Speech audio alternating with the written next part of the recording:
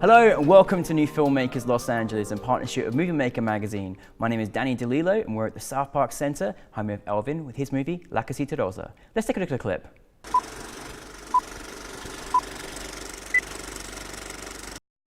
Nosotros las mujeres aprendimos a querer al ser humano, sin importarnos si tienen un pasado o no tienen un pasado.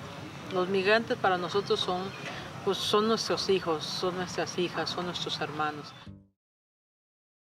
Elvin, thank you very much for being here today and congratulations on your film. Tell us the brief synopsis for those who haven't seen it. So La Casita Rosa is a short documentary that I directed, produced, edited, shot, interviewed, basically did everything for it. And it's a short documentary about a group of women in Veracruz, Mexico, who have dedicated the last 20 years of their time, donating their time in feeding the countless immigrants from Central America and Southern Mexico that ride on top of cargo trains heading north to the U.S. This documentary was phenomenal. It really was. I actually couldn't believe how amazing these people were helping these other people in need. And I looked around, I watched it a few times, and then I looked around the room last night, and you brought tears to so many people of just how beautiful and humble these people were and what they did for others as well, of people they didn't even know. Where did you find out about this story? Like, this was amazing. Well, in my undergrad, I majored in film production, but I also double majored in Chicano studies. Mm-hmm. Just because I do identify as Chicano. My family's from Mexico, but I was born here in California. Mm-hmm. So really discovering myself, discovering my roots of my background, and really embracing both sides of where I'm from. Even though I wasn't born in Mexico, but I still embrace that culture so much.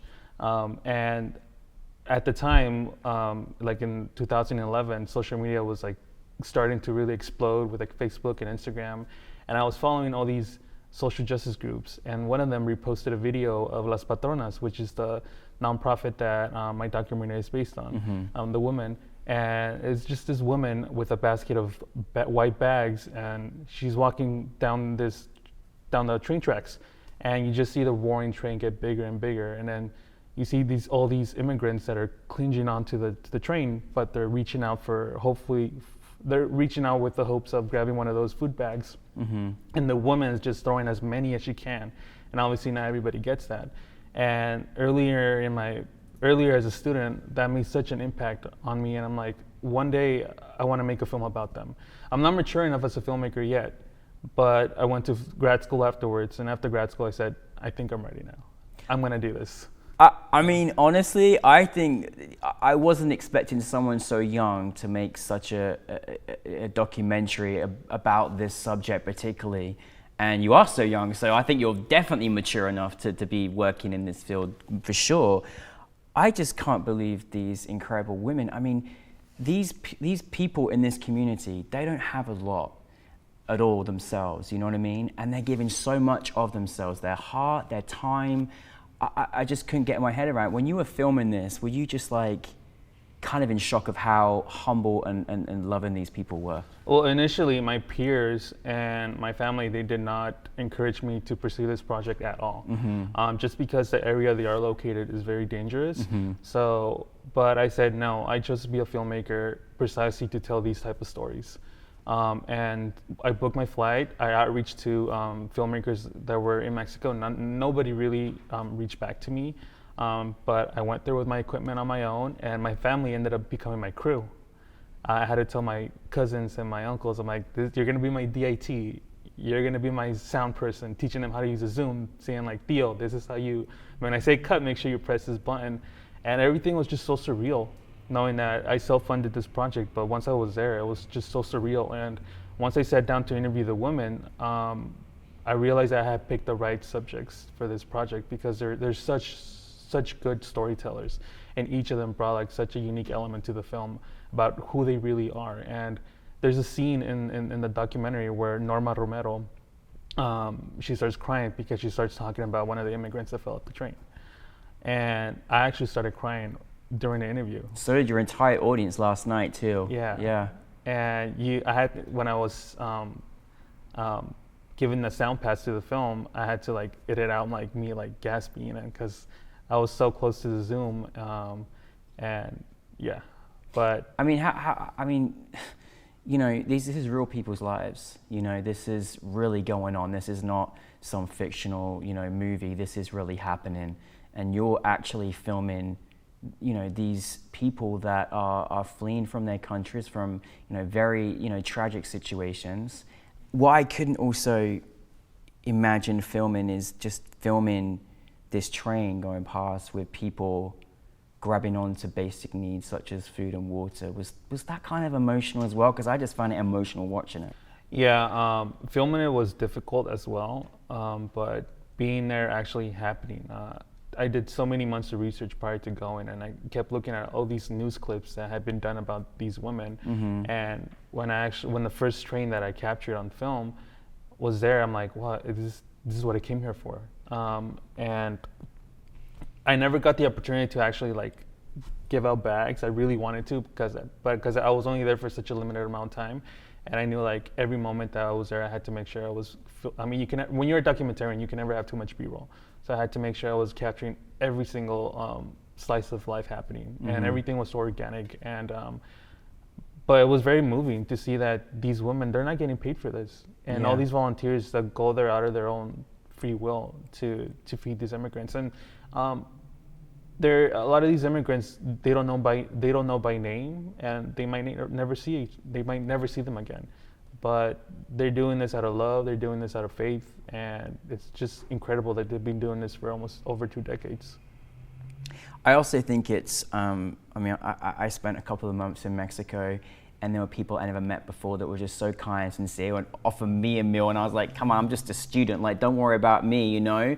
But I couldn't believe these amazing people who didn't have a lot of money but just gave so much of themselves, and I think that was just such a beautiful showcase of this amazing community of people, but just also just the love and giving and helping and supporting one another.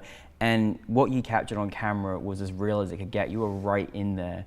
I mean, did you kind of know when you were shooting this movie that, wow, we have something really special here?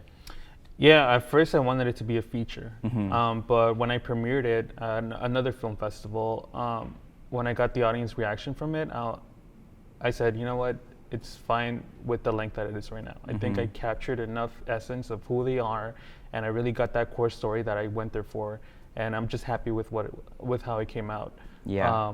But when I outreached to them, I'm just so blessed and fortunate that they were so open to actually allow me to go into their space and document them for a week. Because I was like, here's this like random person from the U.S. that's kind of outreach to them, and my Spanish is, even though I'm bilingual, but I'm not, 100% fluent in Spanish. And I was trying my best, going to Google Translate, and everything I was building, writing this email to send to them and be like, hey, I'm a filmmaker, I'm really interested in what you do.